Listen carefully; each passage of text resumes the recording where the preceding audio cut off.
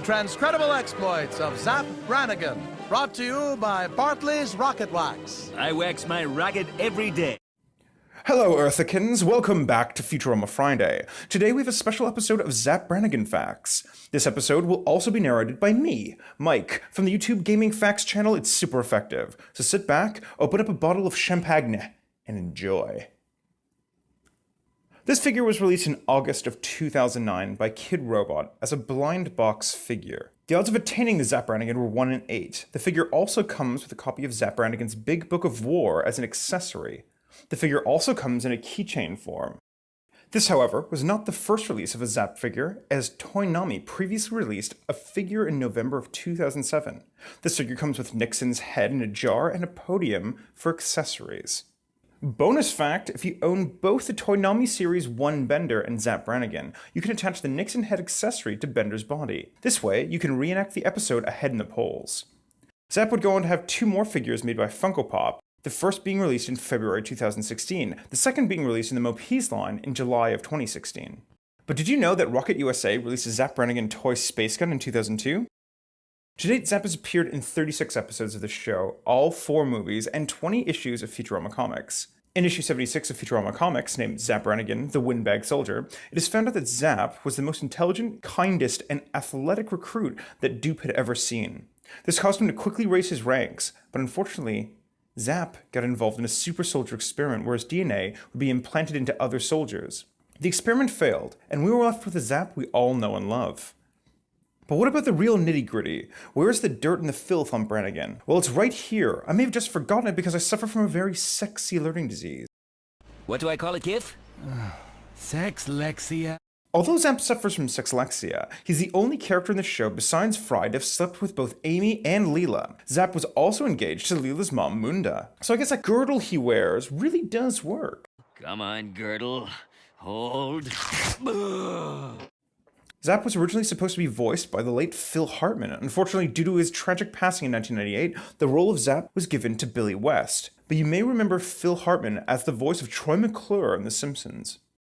On a lighter note, Zapp has actually been captain of multiple ships, including the Planet Express ship, the Titanic, a flying Martian pyramid, the Nimbus, a steakhouse, and even the experimental stealth spaceship designed by Professor Farnsworth.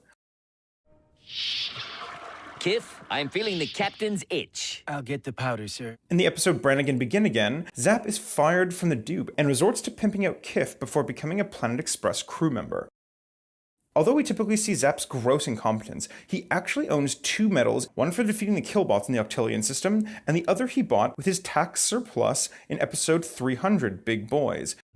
Kif, show them the medal I won. In case you were wondering, the present kill limit of a Killbot is 999,999. You're a brave robot, son, but when I'm in command, every mission's a suicide mission. But let's not forget that Zapp has his own law named after him, Brannigan's Law.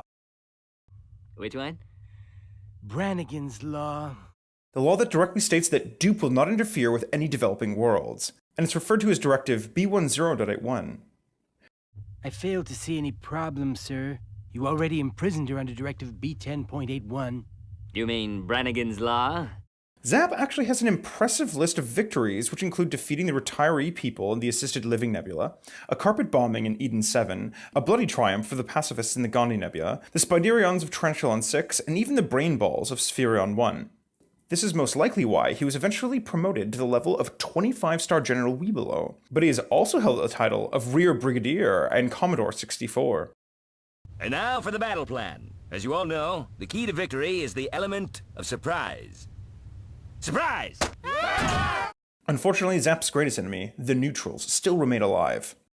What makes a man turn neutral? Lust for gold? Power? Or were you just born with a heart full of neutrality? Zapp, like Morbo, is also known to sing a little karaoke.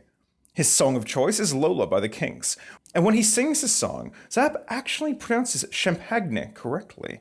Zapp can also be found singing Hungry Like the Wolf by Duran Duran. Meanwhile, we shall sing top hits from the 80s. Which 80s, sir?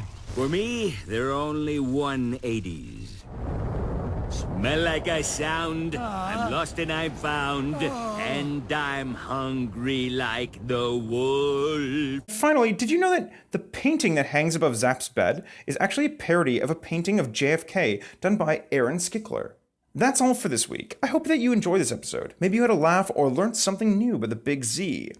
Anyway, don't forget to like, comment, subscribe, and don't forget to check out my channel. It's super effective. We post video game facts every Thursday. The link is down below in the description box. And as for me, I'm off to my own personal love-nasium. Welcome to my humble chamber, or as I call it, the Love-nasium. Sham Pagan.